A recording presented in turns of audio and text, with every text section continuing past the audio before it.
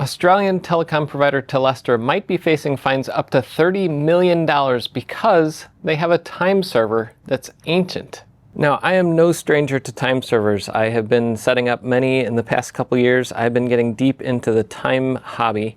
And yeah, these are an assortment of a few of my clocks. I have more in the back there. I have more in the other racks in here.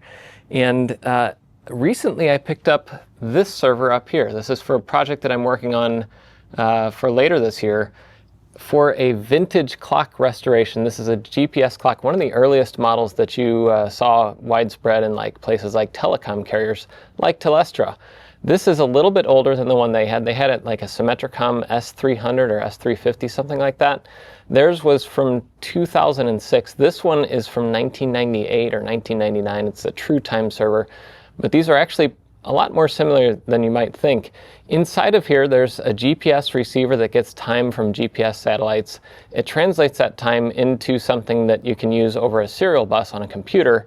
And later models of this, like the one that they had, also sent out NTP timing signals and other things over BNC connections. I'll bring this down so you can see what I'm talking about.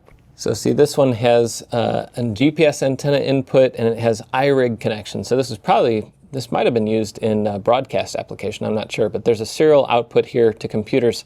These are very old, and these all suffer from a problem called the GPS rollover bug that's caused by when you pass like 1,024 weeks, I think it is, the GPS clock rolls over to basically what it was before. So this unit here is only good up to like 2010 or 2008. I don't remember what year this one was good to, but the firmware on it was never updated to go beyond that. So that's the problem here. And the one that they had in 2006 worked for 20 years, I think, which would have been this year, 2016. And so what happened was they only had 2 time servers. From what I can read, they only had 2 time servers set up. And you need more than 2 for any kind of redundancy, because if one disagrees, then what are your computers going to do? They're going to pick one of the 2, and if that one is wrong, that's not good. So I think what happened was they rebooted one of their time servers, and because it rebooted, it went back to the earlier like 2006 era GPS. Even though it knows the GPS signal is giving out a certain week, it thought that that was 2006. So all of their computers and all their systems were like, oh, it's 2006. The problem is that there's tons of software nowadays that requires good timing to know, like, this certificate is valid, or I can connect to this other thing because the time is right.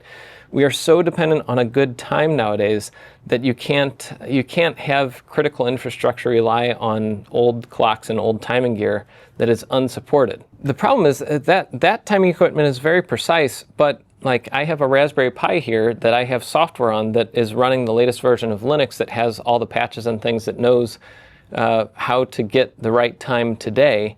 But those older things had firmware that was much simpler and much smaller that couldn't account for things like the GPS week rollover bug and things like that. So, you know, I have down here a more modern version of these time servers. These are not insanely expensive or anything. I don't know exactly the price of this one, but I'm thinking in terms of like $1,000, $2,000, $3,000 for a very, very solid time server that you could swap in for one of these older time servers. And to think that not upgrading to something newer like this, which would cost a few $1,000s, maybe let's say $10,000 or $20,000 for the full integrated upgrade, and then that costing the company up to $30 million, and all the trust that's lost in the community after people can't call on their cell phones, which we're so reliant on nowadays. But yeah, a bunch of you have been emailing me about this, and I would go deeper into this. I actually wanted to do a full video breaking down exactly what went wrong and everything. I just don't have the time for it this week because this week is Open Sauce. Open Sauce is starting on Friday, I think, Friday, Saturday, Sunday. So I'm going to be going there, and I have, as always, I have like 2 weeks of work left to do before then. And there's only a few days, only like 2 days left really, because I got to travel on Thursday. Anyway, I will see some of you at Open Sauce, and the rest of you, I hope you have a good time, a much better time than Telestra. And we will talk about timing quite a bit more, especially GPS, which is the next video in the series that I'm working on, which I've been working on now for 2 years, and I only have one video that I have officially in that time series. So We'll get there at some point. I'm just doing far too much research down the rabbit hole before I get there.